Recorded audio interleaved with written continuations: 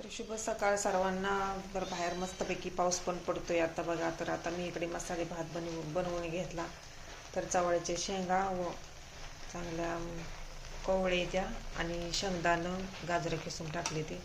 मस्तपैकी बटाटो पण एक घातला, शेंगदाणं. खूप छान असा मसाले भात बनवला इकडे. तर हे ते लहान लहान मासं पण आहेत. चमचमीत असं मासं घेतली ती फ्राय करून.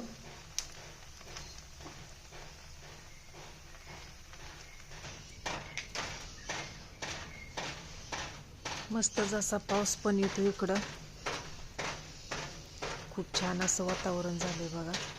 सकाळ सकाळचा पाऊस येऊन गेला इकडे.